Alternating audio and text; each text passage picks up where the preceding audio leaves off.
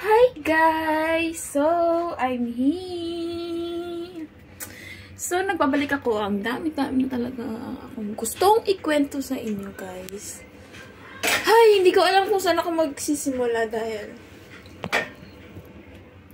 ayoko sanang mag-vlog na. Kaso, parang ang boring ng life ko. So, yun nga dahil nga sa sobrang boring buhay ko. Binigyan naman ako ng challenging role sa buhay. Yung last year, yun na pala, yung nagkakasakit na pala ako na hindi ko alam. So, dahil dinedma ko na siya ng dinedma hanggang hindi na nakayanan ng aking katawan. So, yun na nga. Fast forward na lang tayo. Itong January, na hospital ako dito sa Hong Kong. And, yun nga. So sad ang news.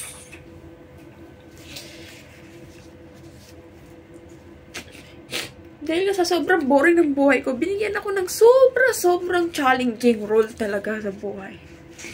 Yung kailangan mo na pa talagang alugin yung utak ko para lang nakapag-isip, ganun. So, ngayon guys, i-update ko lang kayo na diagnose ako. Ayoko siyang isipin kasi parang nakaka-trauma. So, sabi ng doktor, meron ako kidney failure, ganun. Hindi na nagpa-function ng maayos yung kidney ko. Kasi yun na nga, silent killer ang kidney. And then,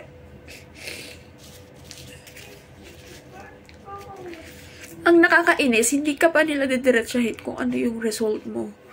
Ang dami pang gagastusin bago pa makuha yung result.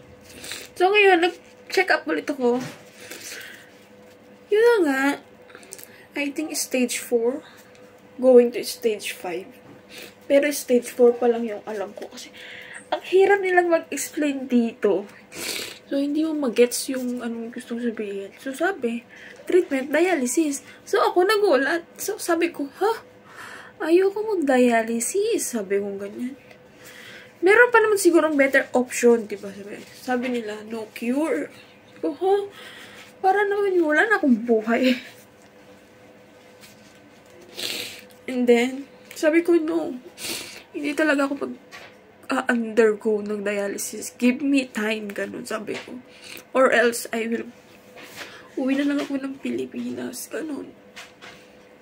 And then, sabi na naman niya, set appointment again. So, another check-up na naman. Naaasar na ako kasi check-up. Wala naman silang ginagawang check-up. Hindi ko pa nakikita yung ano talaga yung result. Sabi yun lang. Sabi ko naman sa isip ko. So, nag-research ako ng bonggang-bongga. So, yun na nga. Kailangan kong i-maintain or controlin yung hypertension or high blood, yung sugar, blood. Minsan, may point na nakaka-hopeless. May point na gusto mong lumaban. Pero, try your best. Try natin yung best natin para gumaling. So, sa susunod, ipapakita ko sa inyo kung ano yung gagawin kong diet process sa pagkain, kung paano ako kontrolin yung hypertension, yung diabetic. Pero wala naman yung diabetic, siguro yung sugar level lang talaga. Ibabalance. Tapos, kung ano yung gagawin natin pagtanggal ng mga nakasanayan nating pagkain. So, see you next vlog. Bye-bye. Take care always. Diyos ko, yung mga healthy pa dyan. Iwas-iwas na. Bye!